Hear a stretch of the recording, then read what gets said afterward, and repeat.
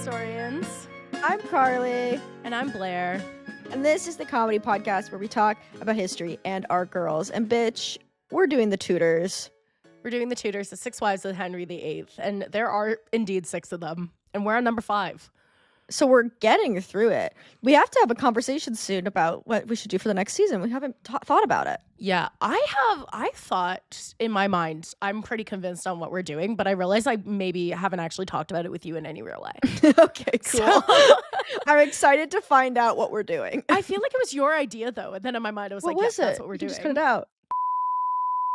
Oh, that's fun. Okay, yeah, let's do that. That's fucking fun. It's kind of fun. Yes! All that to say, yeah, we're coming back. We're here. We're seeing you all at this beautiful month of January that just doesn't seem to want to end.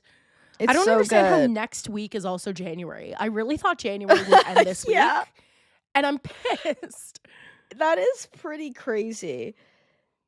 I mean, you know how I've been. Not great. January is just a month that like it's not even like everybody feels bad. So it's not even unique or chic to feel bad. Like to be depressed in the summer, that's so special. An aesthetic. That's a real feeling. This is just like sitting on the beach staring into the ocean.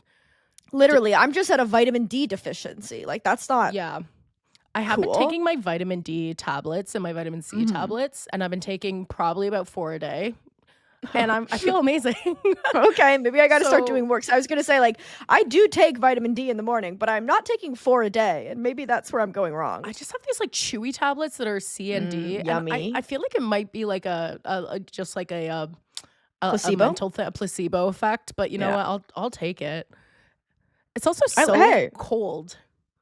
Yeah, I've been really enjoying sending to like, because like my manager and whatever, like they live in England. I've been really enjoying sending them the temperatures. Because like obviously there's people that are going to live in colder places than Toronto. And like, I get it. But like yesterday it was like literally like -17. Oh yeah. And then it's like, it's -17, but don't worry. It feels like Celsius. -35. Celsius. Let's be fucking clear. Celsius, and we're not talking about the energy drink. No, it's like you go out and it hurts. No, my face just hurts. My face is like cracking. It's terrible. I also my getting lips are like sharp. It's horrible. No, it's actually disgusting the way I'm like slathering my face with Nivea cream every night in an attempt to like be able to smile the next day without pain. To just be a human woman living on planet Earth. It's so hard to be a human woman living on planet Earth. I also, I don't know what's been going on, but like technology has just straight up not been working for me for the last like 2 weeks. Is Mercury in retrograde? Like, I know that's a thing people joke about, but like... Well, because usually, I'd be like, okay, well, like Mercury's it's not. It's literally not in retrograde. Oh, that's even like, scarier. I know. I'm just having terrible luck with like everything is not working for me. And even today, I was like fighting with Google AdSense, which I was talking to you about. And I was like, why is this literally so hard? Bro. I'm having such a hard time. I know. Not to, like, obviously, like, as being born, and as we'll talk about a bit today, to be born in the modern day in, like, Canada is such a crazy privilege. But, like, I want to fucking complain. I need to complain. I need a hotline. Yeah, just for me to scream into the void. I've been doing all these accounting things and I've just lost my brain. Yeah. They're like, we need you to be able to give us access to your account. And I'm like, but I didn't set up an account. I don't know how to access this account. This secret account that I've never. How can I give you access if I've never seen it? I don't know. I don't know how to get to the account. And they're like, well, you're gonna need to. And I'm like, right, but like. But what if I don't know how? And how? Why? Oh my God. No, January is a nightmare month, and I've started thinking about taxes already. Oh my God. And I also have been crying randomly because I realized my cat's turning 6. Oh, that's sweet. I know, she's an old lady. I feel like I also realized I've been trying to open a business account and they haven't gotten back to me. And I'm like, should I email them again right now and be like, hey, are you guys mad at me? Hey, are you guys like mad at me? I needed that. Hey, are you What's guys mad going at me? on? Yeah. Are you guys mad? I think everyone's just like a little bit mad. I also started watching season 2 of Squid Game. Oh, it's so good. It is really, I'm really enjoying it. I'm like very hooked. I kind of forget season 1, which is a huge oversight of mine. I probably should have rewatched it in preparation. Yeah, I rewatched it in preparation. And bro, season 1 is so good. Yeah, it's violent though. Like it's crazy violent. Oh, it's crazy. You can't eat while watching it because you're like gonna see someone's eyeball pop out of their head. No, I was eating like eggs and toast and I was like, this is extremely difficult. Yeah. I liked season 2. Season 2 is basically like season 2 part 1 because season 3 is coming out in June. Whoa. And it's like the second half. Like it's written basically as like this whole chunk. I really enjoy it. Also, trans woman representation on Squid Game. That's cool. I know. She is a cis man. Oh, that's rough. Okay. Never mind. I take it back. But the director or the writer said, which I do think is true, is he's like, well, it's like illegal to be gay in Korea. Yeah. So like we really did look for a good actress who was trans, like a trans woman, but like we couldn't find any because like it's not really like safe to be like living your life out loud. Yeah. And like I'm sure they probably could have found one, but I'm at least more akin to be like, well, if you're kind of looking for like actors who have been in stuff before. Yeah. And people can't even admit to being gay. Yeah. I don't know if you're gonna find, because I love her. She is so complicated. What I like about it is I was worried when they had her. I was like, this is about to be like in Pretty Little Liars, the reboot, the second season, one of them has a boyfriend and he's trans, and like they don't give that boyfriend anything to do because they're too afraid to have an offensive portrayal. So he's just like, hey babe, and then leaves the room and doesn't exist. And I was really worried, but like she's in the mix. You know? No, I like it. That's like very much same with the trans character on Shameless when Ian dates a trans person. Yes. And it is like the most, like you can tell the writers were shaking in their fucking boots. So they have this, they're like, oh my God, oh my God. And they have like Ian go to this, like, and the whole show is like, the premise of Shameless is that they're kind of like bad people. Premise of the show. And Ian goes to this like dinner with all these gay people and they're all like, hi, I'm Moth, Zeezer. Like it's crazy. Like it's just like so like nothing. Not the tone of the show. Not the tone of the show at all. And then this like it's such a nothing character because like they just don't they can't make the trans person a bad person. Yeah, and a lot of people like overcorrect, I think, in like being like, we don't want to make like with Pretty Little Liars. Spoiler alert for the first series, like the real, like one that came out in 2012, but like the big bad is like a trans woman. That's rough. Played by a cis actor, but like a cis woman. Like, and she's just like, guess what? I'm trans. Awesome. Whatever. Really cool. And it is a mental illness. And I think that Pretty Little Liars hit the nail on the head. Yeah.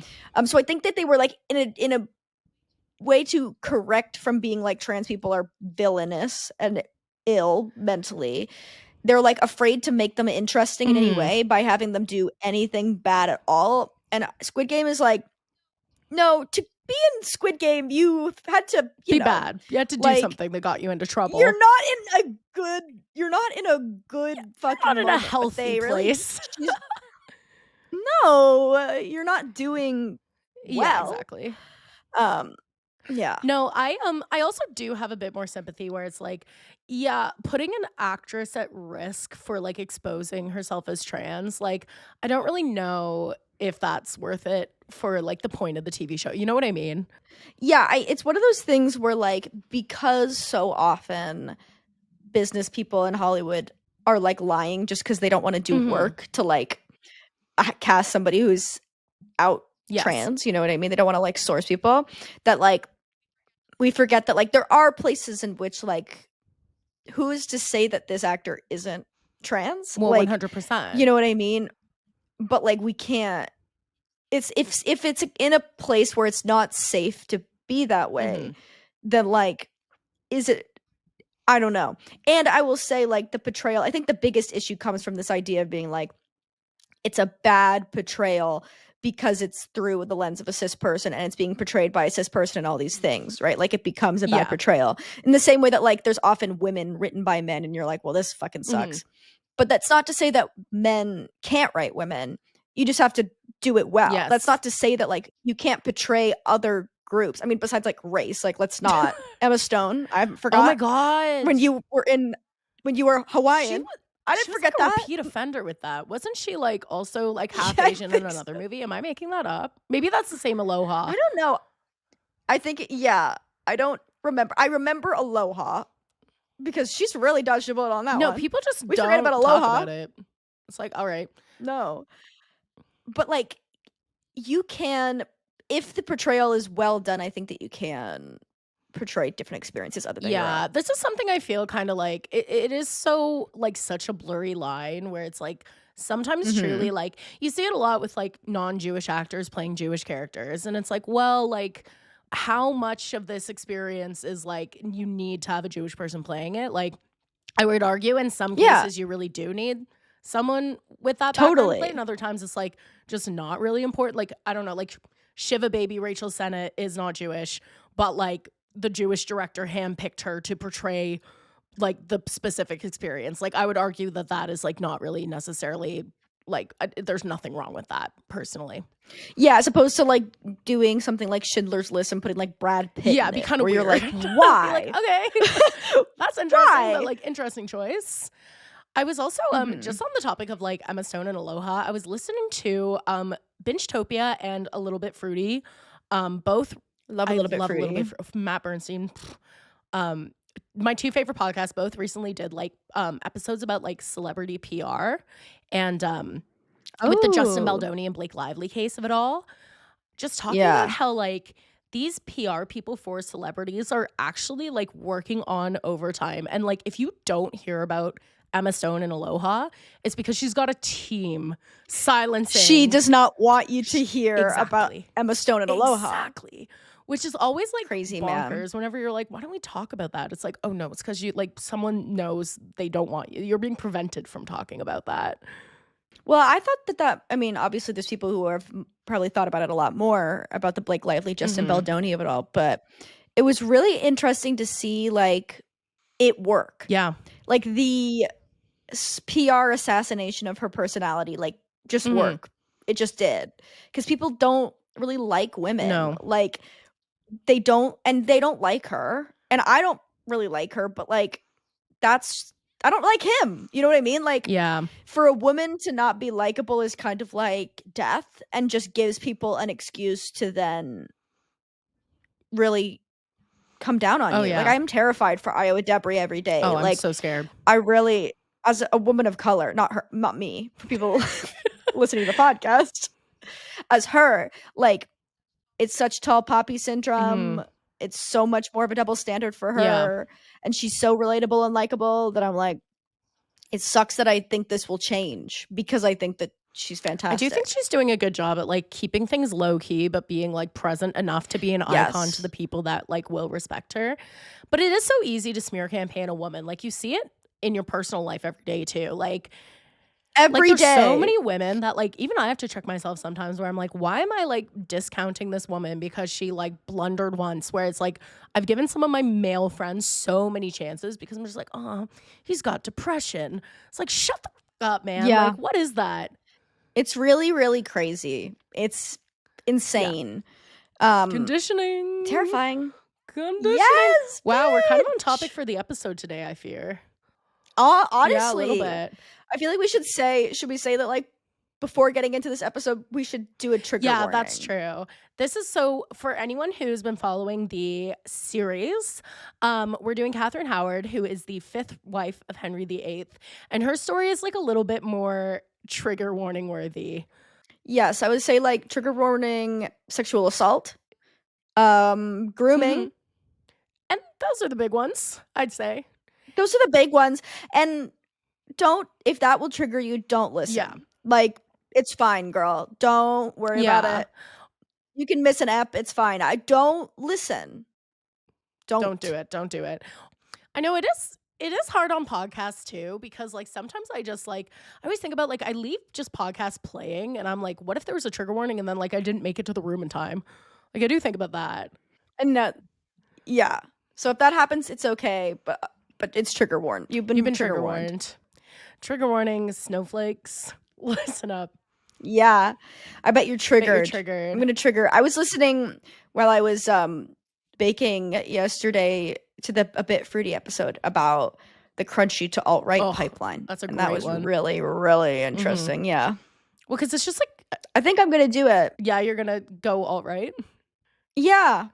I think I'm gonna just decide. I think it'd be good for me. Yeah, I was thinking to just be probably. Right? Like, just be like, vaccines cause autism. Well, that's true. Autism is bad. It's bad. And it would be better to die from the measles, which is the undercurrent of all this anti-vax stuff of being like, it's better to be dead from the measles than to be neurodivergent, by the way. Yeah, I've never understood that. I'm like, do you guys never had to live with the measles? Like, you know what? Like, you were born in 1992, babe. It's Like, worse. what's going on? Give me a break. Like, it's crazy, people man. want the plague back. I'm also gonna start doing that thing. They really do. They're itching for a plague. Even though we had a plague like 2 we years ago. literally just had We one. literally just had a plague, guys. Was that not enough for you? You want the measles back? Remember? Crazy, man. No. Remember the plague? I can't deal with that. Even like people, oh my God. Sometimes my Instagram algorithm, I think I just need to stop going on Reels. I need to get off the internet because I'm just being fed some of the craziest content you've ever seen in your damn life. It's been really fucked up. Yeah. This is the Zuckerberg of it all. I stopped going on Reels because I realized I was being fed stuff that would specifically I realized my real eyes realized but I was being fed stuff that would specifically antagonize me. Like, it was on purpose feeding me pro-life videos. Well, because they stuff want like that. engagement when you're angry, like, because that's such good engagement always. Yeah, which is bananas. But I'm like, I'm 25. Like, I know me commenting on this will do nothing. Yeah, except feed you more videos like that. Like, it's yeah. insane. So it's like, I can't be on here anymore. Yeah. It's just gonna make me want to like kill somebody. It's rough. I got fed a reel recently that was someone making Trump merch that was like quote unquote trendy, which it like wasn't. It was ugly as fuck. But it was like, well, it's a Trump supporter, so it's ugly as fuck. She's got no taste. She's got no taste. Don't worry about it. But it was like, I was like, why are you like this? Personally angers me because I hate Trump and I hate people wearing stupid clothing. Yeah, it's a real twofer for you. No one else has that. Doubly triggering combo of stuff. No, that's all you, it's baby. Infuriating.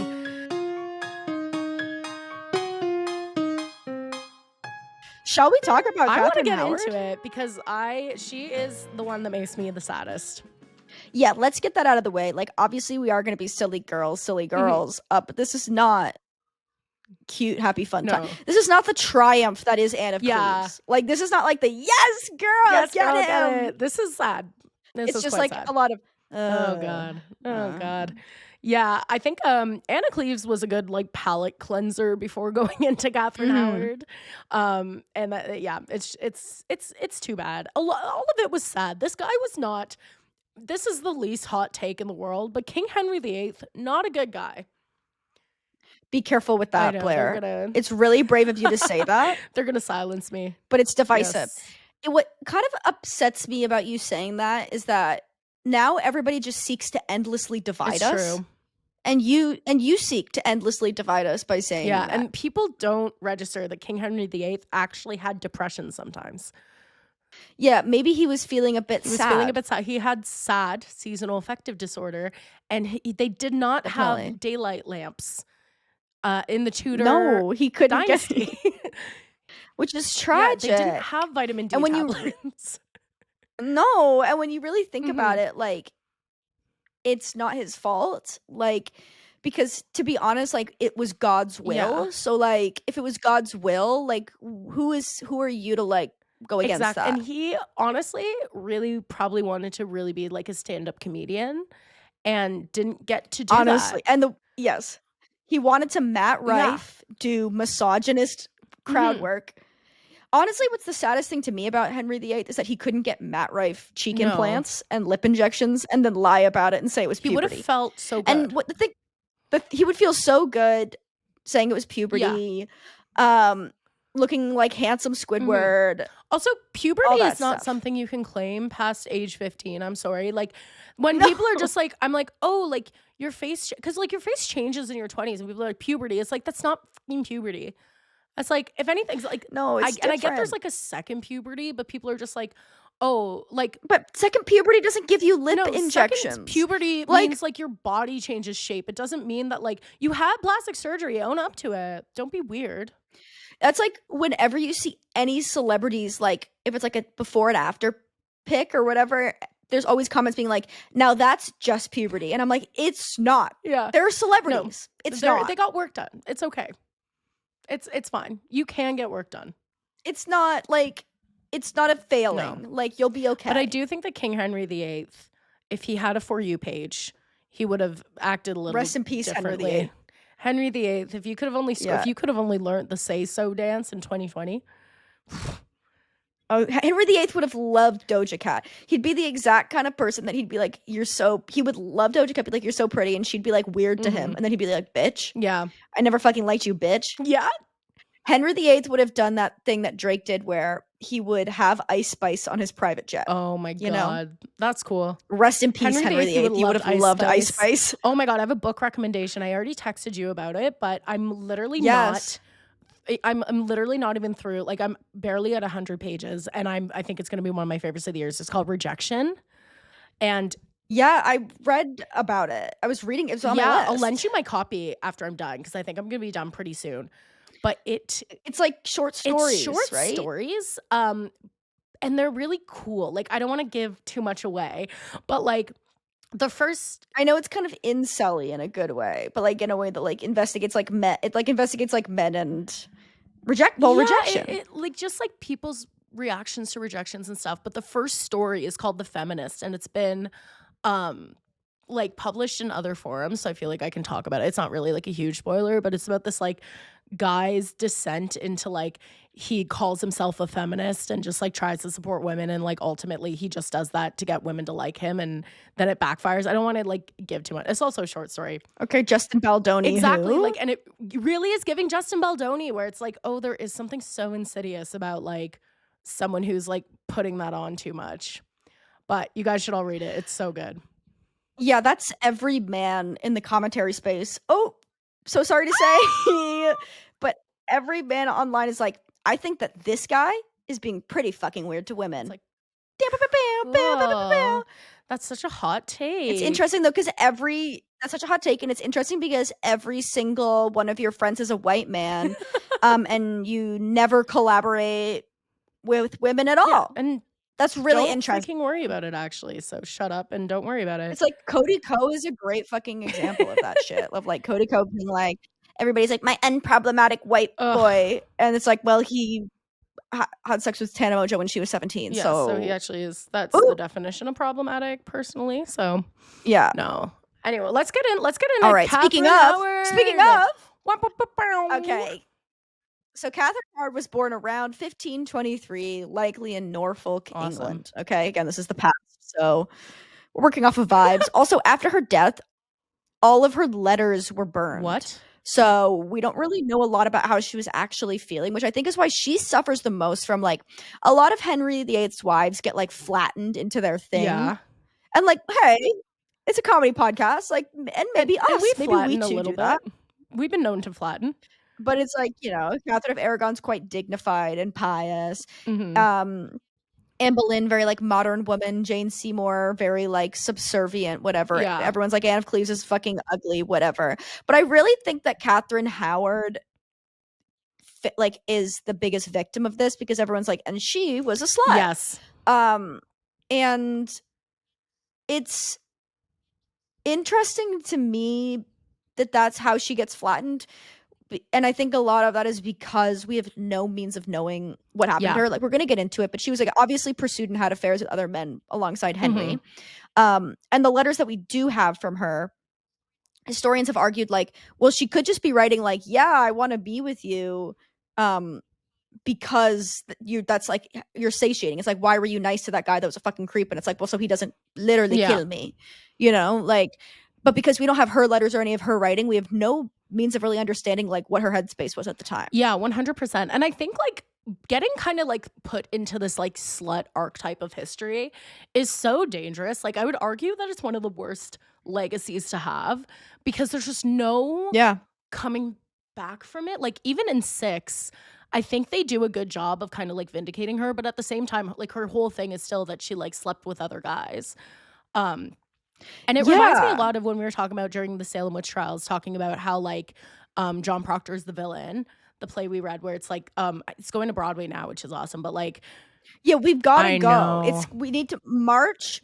We need to I'd love to, because I will not forgive myself to not see that on Broadway. We should just go. Honestly, we should just make a plan and commit to it. But like, it reminded me a lot of that, where it's just like, oh, we just write off these young girls, like these children, as she's like a child, and I'm like, yes, I'm sorry. Like, these girls 12, 14, 16 years old. Like, it's insane. Are you kidding? It's like, insane. It gets me quite upset.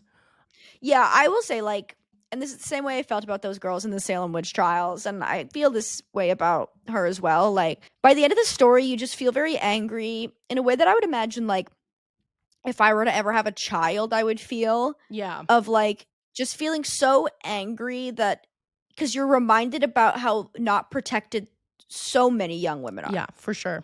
And how horrific that is. Mm-hmm. Like, it's scary. It's really scary. Anyways, lol. Hello. Laugh out loud. So her father was Lord Edmund Howard, and her mother was Joyce Culpeper. Okay. Remember that? Remember Culpeper? Culpeper, okay. 1 second. Oh my god, my grocery order is on the way. Oh my god. Yes. Where'd you order from? Loveless. Whoa. Loveless. Whoa. I know, it's the only one close to my house. You know, it happens. It happens. I mean, and where else? I've been ordering from Farm Boy and having too good of a time with that, quite frankly. Yeah, that's fun. Yeah. But then I'm like, I need to stop buying just like guacamole. It's weird. Yeah. Etta Yummy. Isn't that what it's called? I love Etta Yummy. Their bean dip. Etta Yummy is so fucking good, dude. It's so good. How can you hate it? So the Howards, how can you hate Etta Yummy? How can you hate Etta Yummy? Henry VIII, King Henry VIII would hate Etta Yummy. Yeah. He would fuck up Etta Yummy. He would fuck up Eddie. He would fuck up a plan. You know. Yeah. So the Howards are a powerful family in general. But Catherine is part of like a lesser family within the Howard, like kind of like clan or whatever, lesser nobility. Okay. Okay. Yeah. So again, interesting connection. Catherine's father, Lord Edmund, is the brother of Anne Boleyn's mother. Okay. So they're cousins. That's nuts. I know. Anne is 15 years older than Catherine, and they never meet, but they are cousins. That's okay. Okay. And this is fun to bring up, not only because, like, oh my god, isn't that crazy? But also because they have a shared uncle, the Duke of Norfolk, and he plays a huge part in Catherine's story specifically. Okay. So as you remember from the last episode, King Henry has Anne of Cleves come, and he basically has her like selected. He has Thomas Cromwell be like, she's hot, you're gonna love her, whatever. And then when he comes over and it scares Anne of Cleves by like breaking into the house and dressed as Robin Hood and his band of merry men, and she hates him. He's like, actually, she's ugly, and I never liked her to begin with. I never liked her. She actually fucking sucks. I actually never liked her, and you tricked me. I actually take her swimming on the first date. Thomas Cromwell takes the L for that and gets executed. Yeah. So after Thomas Cromwell gets executed, the Duke of Norfolk becomes the third most powerful man in England. Okay. That's insane. And he's a power-hungry he's giving monster. He's giving opportunist. He's giving the hand in season 1 of House of the Dragon to me. Yes. Like really willing to kind of play with young women's lives in order to gain as much power as possible. Wow. And he's cool for that. That's actually a really awesome move. So he sees that this Anne of Cleves thing is going south and that Thomas Cromwell is going to die. And he's like, okay, Catherine can get in there. That's a little bit later. We're going to talk about her childhood before then. But it's just important to remember that the Duke of Norfolk is like basically pulling the strings the entire time to just get more power and influence in the court. Okay. So Catherine is raised by her step-grandmother, the Dowager Duchess of Norfolk, after the death of her mother. Oh. Okay? And that's a lot of her life pre-getting into court life, because she enters court life at like 13. Oh my god. Okay.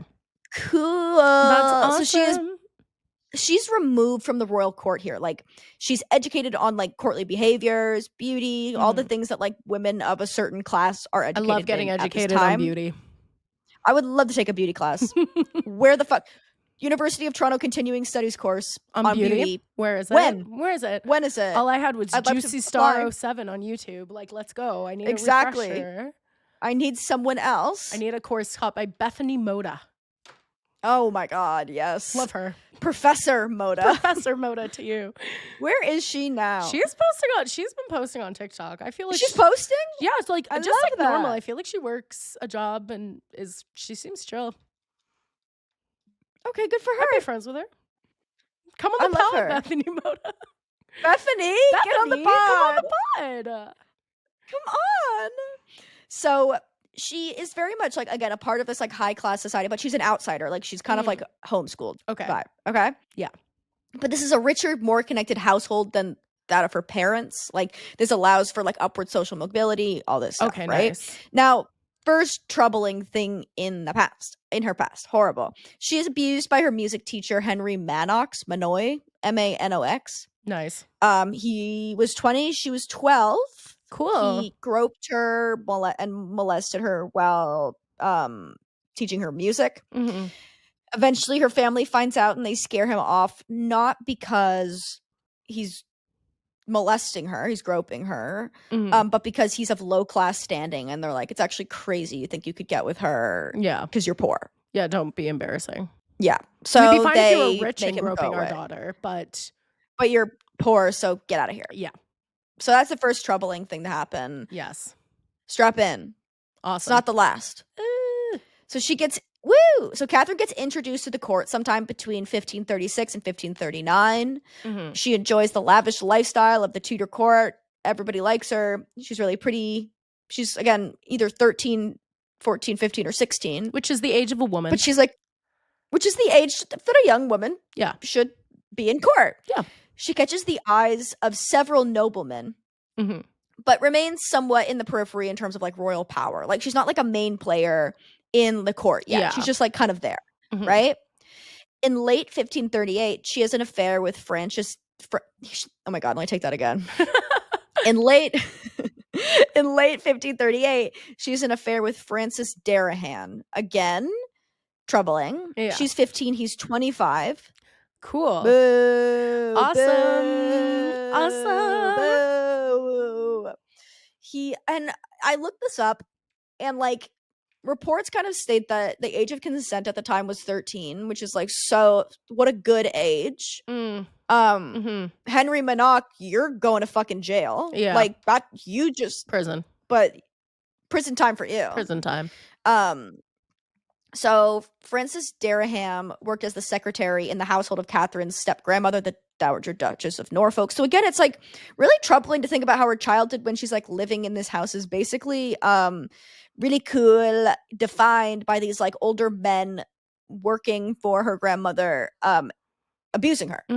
Right? Like this one is not as like outright disgusting as the music teacher, just through the nature of the fact that like she is obviously a child and being groomed. Yeah. But in the moment that it's happening, she is like as consenting as a 15-year-old can be with a 25-year-old. Yeah. It's not consensual, but as we know by modern terms, but like was like, I'm in love with him, I like him, as opposed to being like, my music teacher is a fucking pervert, disgusting. This is the guy who she would like sneak into her bedroom kind of thing. Because there was a guy. Yes. That she was. This is him. Yeah. That she'd be like, come on over, like I'm going to unlock the door kind of thing.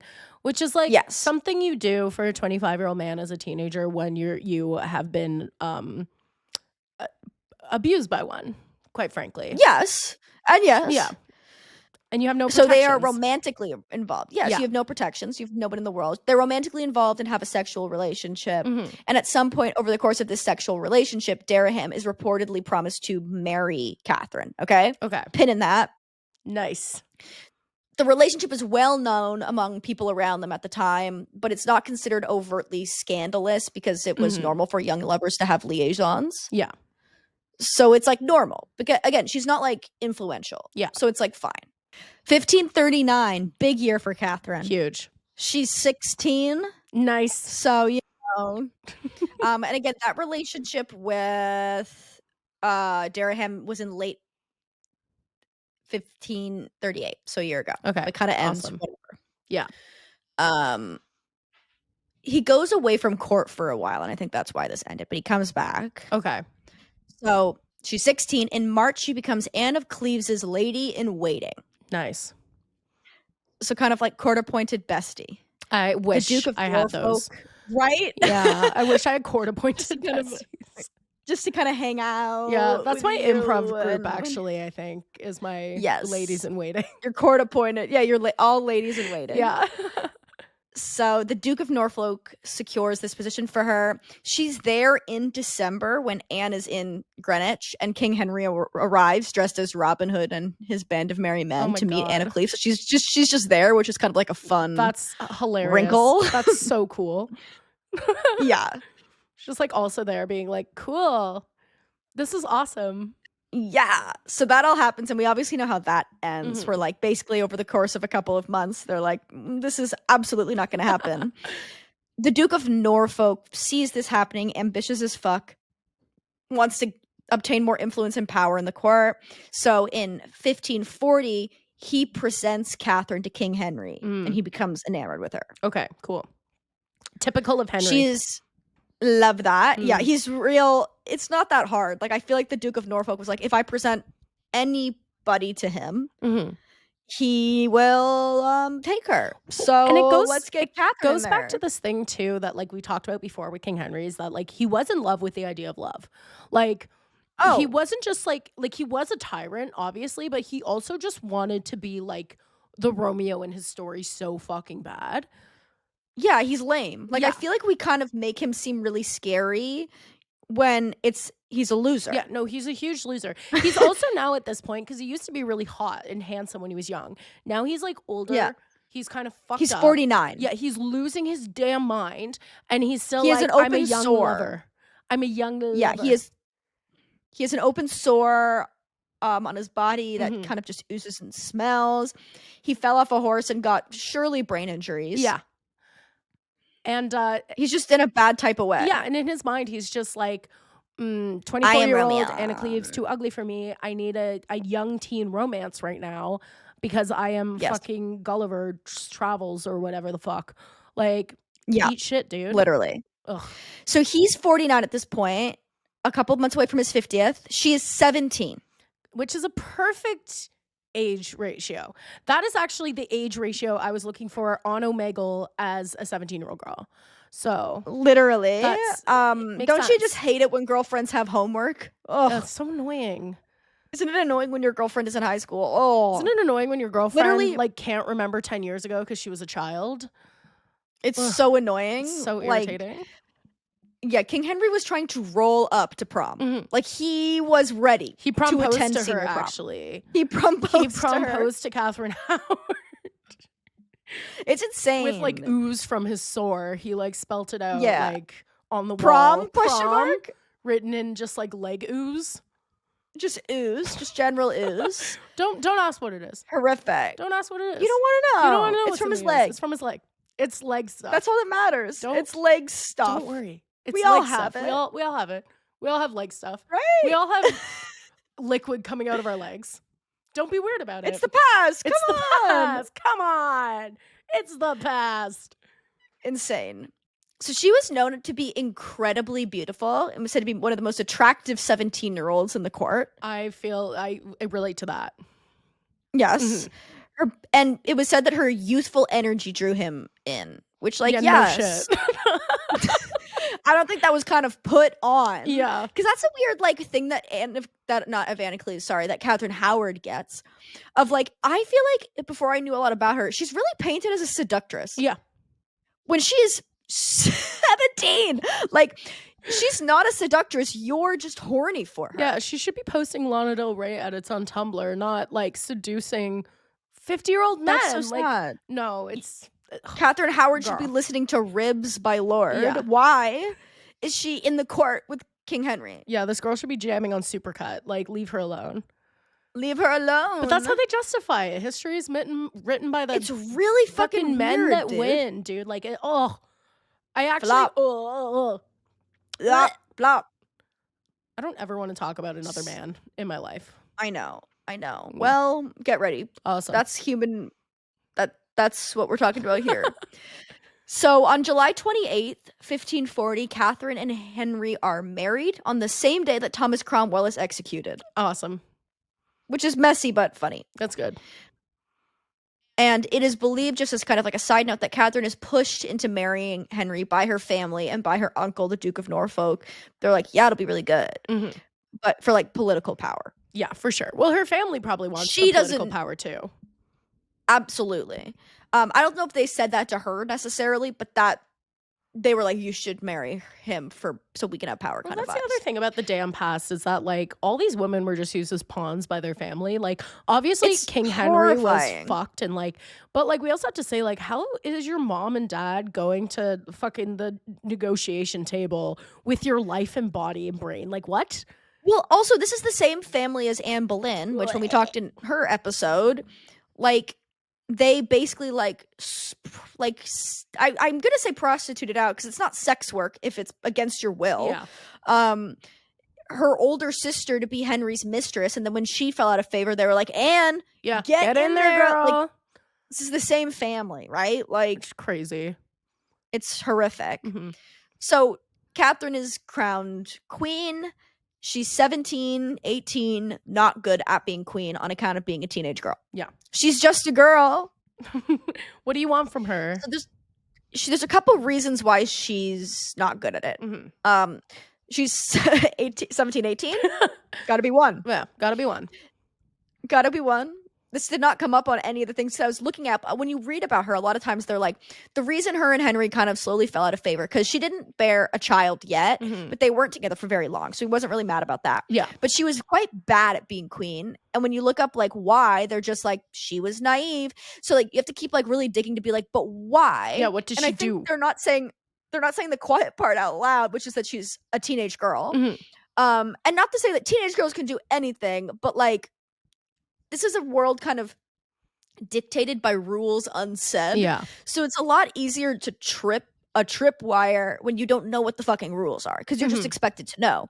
And a lot of these really well-connected women like Catherine of Aragon or whatever who are raised to be queen know these rules. They're taught these rules. Mm-hmm. But these girls who come from, even though they're obviously well off, but like lower level noble families. Yeah, they don't know what unless they're doing. You're raised in the court, you don't know what you're doing. Yeah.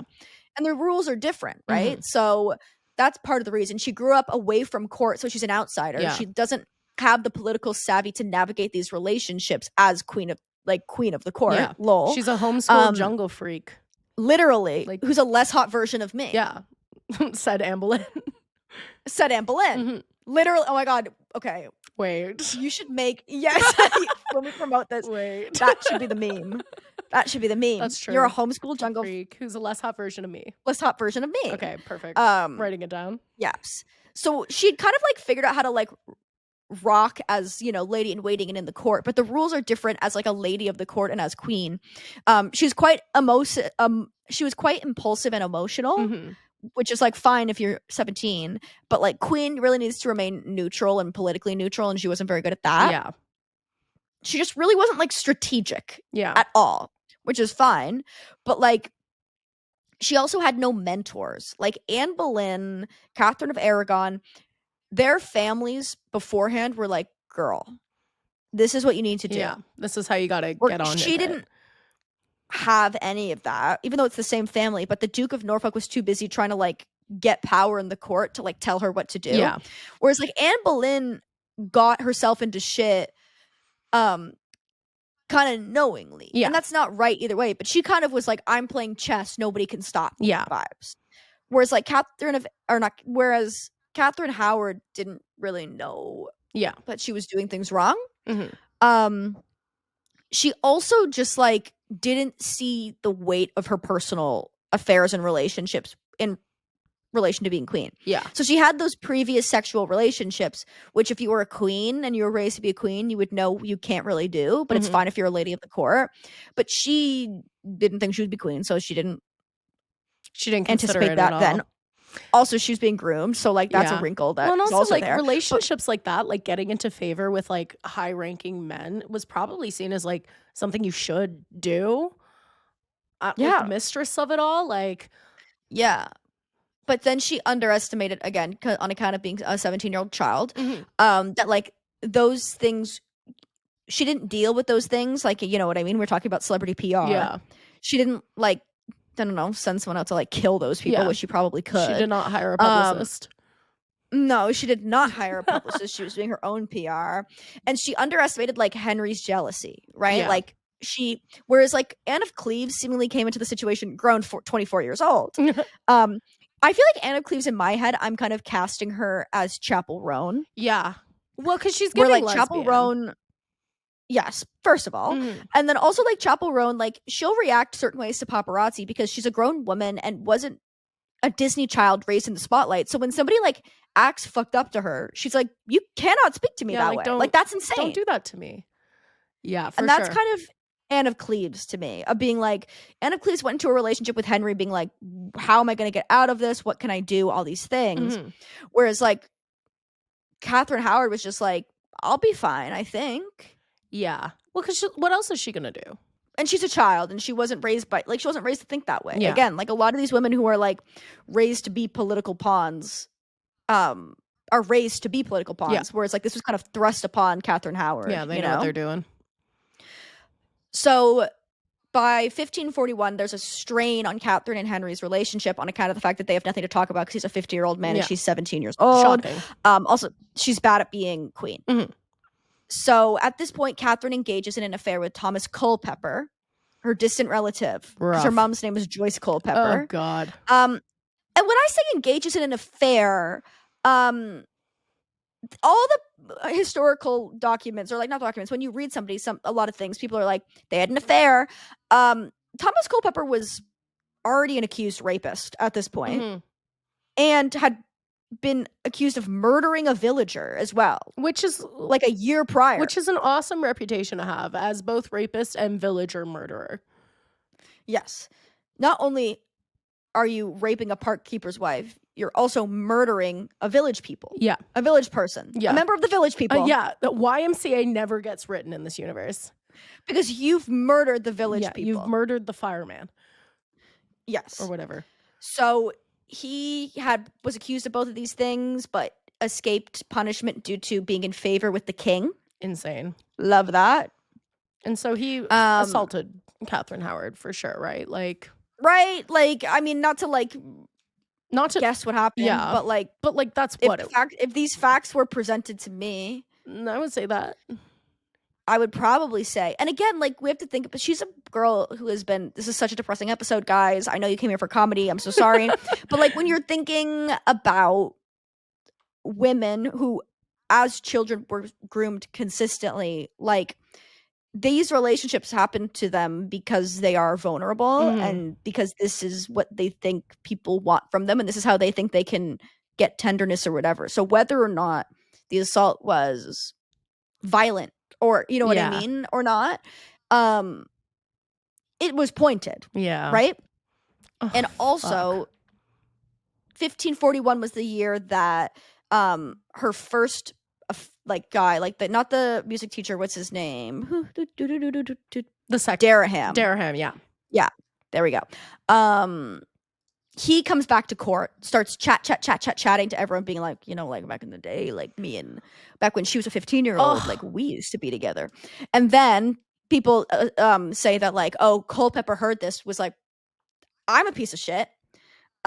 He's her gentleman of the privy chamber, a position that allows him to be in close quarters with the queen and has access to her private affairs, and basically starts pursuing her. She claims, even when she's later arrested and stuff, that she rebuffed him. And eventually only gave in like after he kept basically forcing it. And people intercepted letters that she had written to him being like, oh, it sucks that we have to be apart, like I want to be with you. And historians like now been like, well, like, yeah, but you also like do say that when you don't want them around, like there's no benefit to her angering him, because she's not powerful despite being queen. Yeah. She's not Catherine of Aragon. No. If this was Catherine of Aragon, she'd be like, you are simply beheaded. Yeah. Like, you're gone. Bye. Yeah. But she has no family to protect her. She's also 18 years old or something at this time, right? Like, that's awful. Yeah. He was also in his late 20s, early 30s. She's 17 or 18. And this was carried out in secrecy, but now that it's the queen and they're in court, scandals are not easily contained. Rumors begin to spread. Jesus. So November 1541, the rumors begin to circulate not only about Thomas Culpeper, but also of her past affairs. Mm-hmm. Katherine is interrogated about her relationship with Culpeper and denies any wrongdoing. But one of her servants, Mary Lascelles, testifies against her, confirming the affair and also telling the court about her past relationship with Dereham and the music teacher. Both of those men are taken and interrogated and confessed. The music teacher is let off because she wasn't engaged to the king at this point. Okay. But because of her sexual relationship, and Dereham proposed marriage, this is seen as more serious and therefore treason. Also because like people are like, oh, well, he did it when she was already engaged to the king or whatever, which as far as the timeline, like doesn't really add up on my part. Yeah. But it's the past and they just want, because he proposed kind of marriage, even though he didn't propose to her, but he was like, let's get married. It was seen as like a pre-marriage contract in conflict with the king, therefore treason. Yeah. Okay. Jesus. So... And then it's also seen as treason to cheat on the king. So Culpeper is also arrested and Katherine is also arrested. Okay. Again, the Howards are too busy for vying for political influence in the court and don't protect Katherine. Oh my God. Woo, I hate those fuckers. Up like dynamite.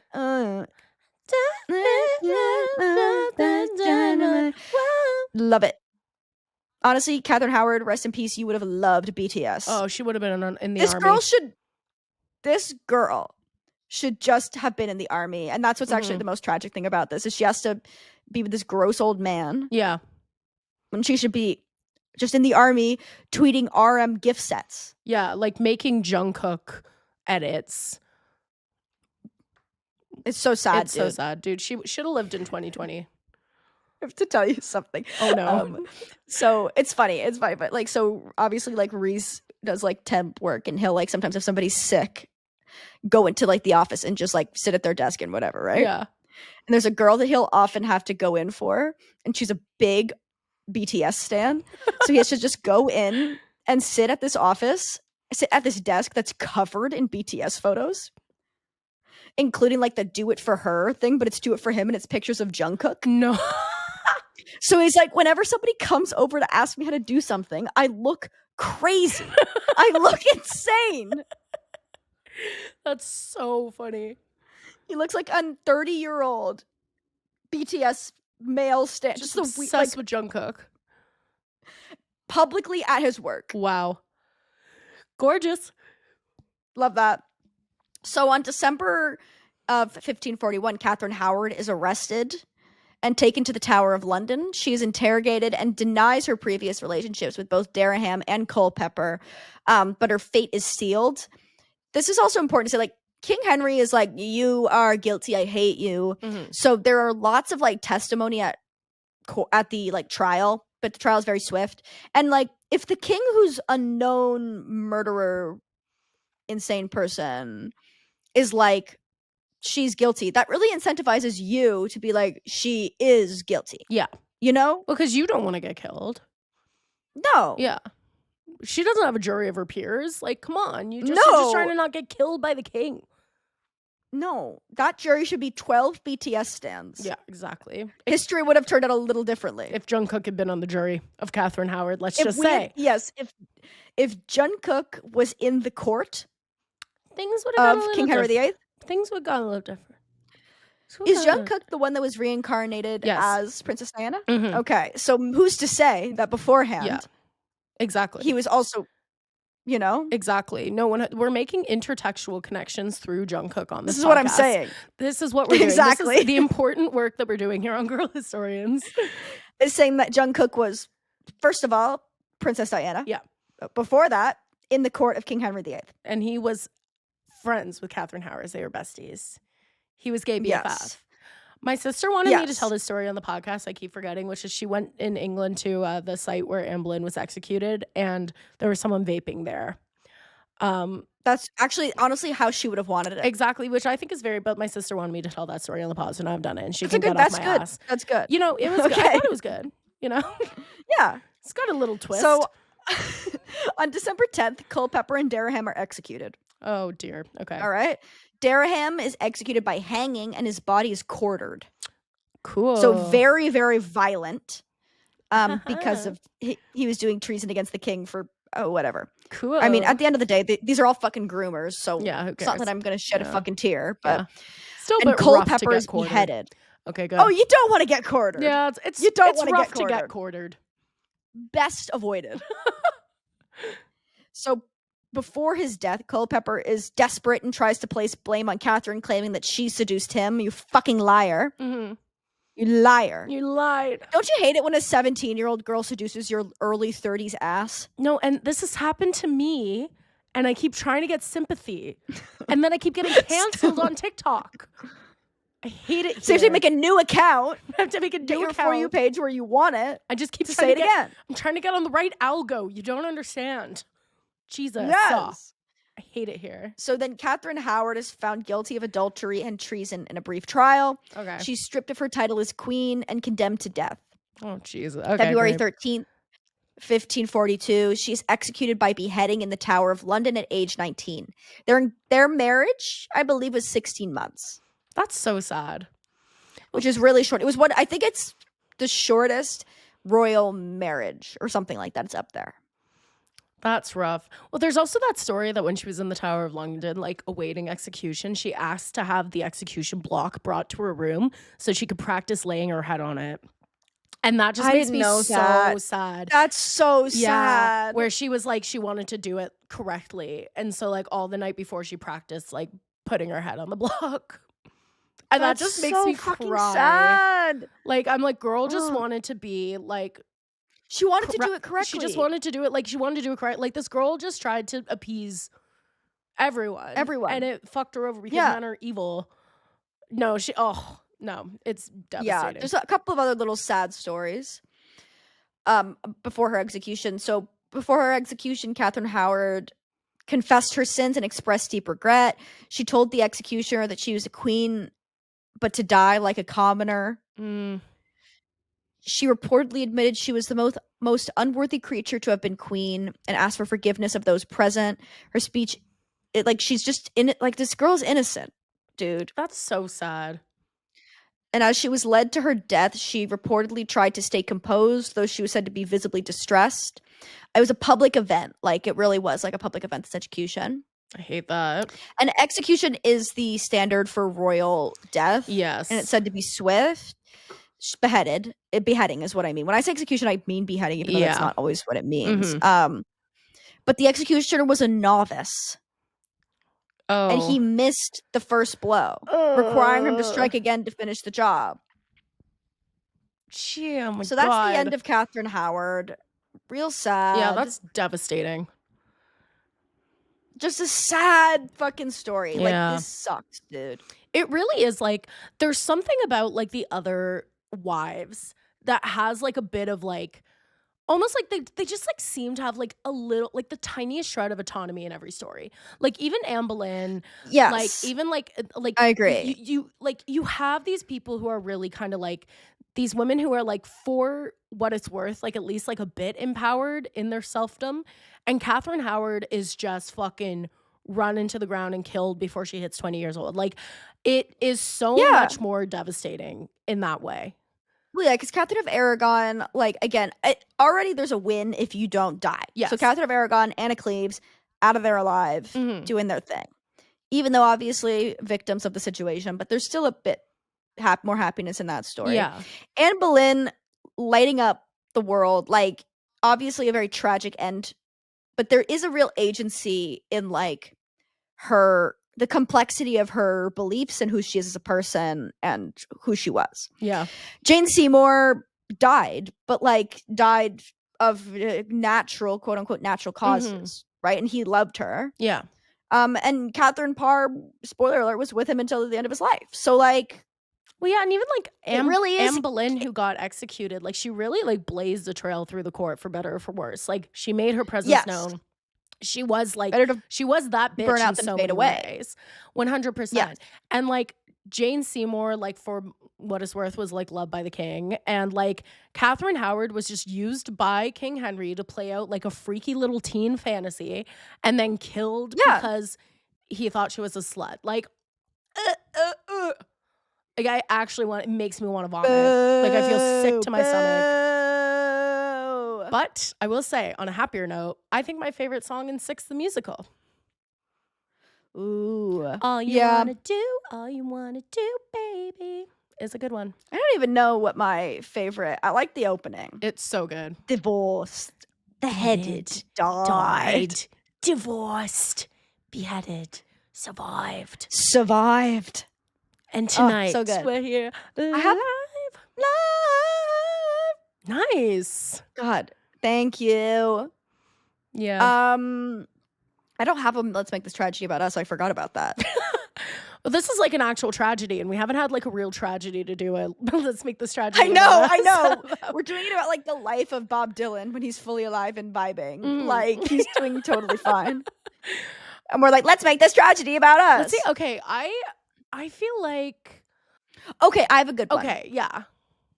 Write a happy ending for her. Like, what should she have been doing instead? It can be in the modern day or whatever. But instead of being beheaded by this horrible, horrible man, what if she did social media for a company? Oh, that's good. You know what? I could see her doing social media for like a forward-thinking menstruation brand. Yes, period panties. Yeah, like period panties. They're gender inclusive. Or like organic tampons. Yes. Like Diva cups that are better because they seem to have not improved the menstrual cup in 10 years. Yeah. That's really good. For real. That's really good. Yeah, because I think she'd be the kind of girl that like later on she was like pretty like, you know, those girls that, you know, in high school who were like kind of really conservative and very, very like born again Christian, but then like they hit the world and they're like, actually, gay people should have rights. Yeah. I feel like she meets a gay guy in college and realizes that gay people should have rights. Yeah. Oh, for sure. She's like, my best friend is actually gay. So I've changed my tone. And God loves him. God loves him. God made him this way. God made him this way. And God doesn't make mistakes. And God made him fabulous. God made him fabulous. I honestly would love, just based on like her vibe, I think that she would be like a career bartender. Ooh. At like a cool little dive. She's got like a bunch tattoos. of industry friends, but not in like a cokey way, like in like a really supportive way. No. Like she's really got like the girls, they go out on like a Saturday night. They get together for hungover brunch. She's making like in the 200K range every year just off of like bartending. Tips. Like she's making, she's tips. bringing in banks. She's making investments. And by the time she hits 35, she's living off of dividends. Like, and she has an undercut. Or ombre. Yeah. I think ombre. Like, I think she's hot. I think she's ombre. She's bailage. Not that you can't be hot with an undercut. Nothing against the undercut. Nothing against the undercut. Community. I'm just saying. Yeah. Nothing against I feel like that tragedy was made about us. Yeah, I think so. I think she tries improv. She's bad at it. Yes. But she's so nice. That me and you were talking and we're like, but she's so nice. She just put her on a show. She's just not good. No, she's just like not. I know, good, she's such a good hang. If we bring like enough people that really understand the structure of a scene, like she could pop into a couple quips. Yeah, and then we all go to her cocktail bar after, and like we get like we're like, yes! we get the friends and fam discount. Yes, absolute. Yeah. Okay, that's beautiful. Catherine Howard, sorry the world fucking wronged you. I love you to death, and yeah, hope you're nothing but love and light. Yes, rest in peace. I hope she's queen. manifested. My queen is Catherine Howard, quite frankly. And I hope she's manifested as like a rich person's house cat. Or reincarnated. Yes. Yeah. yeah. Manifested. She's manifested as a house cat. As a house cat. She's manifesting. I'm manifesting that she will be a house cat. That she'll be a house cat. Yeah. Well, on that note.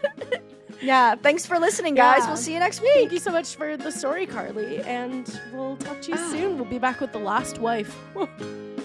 Bye.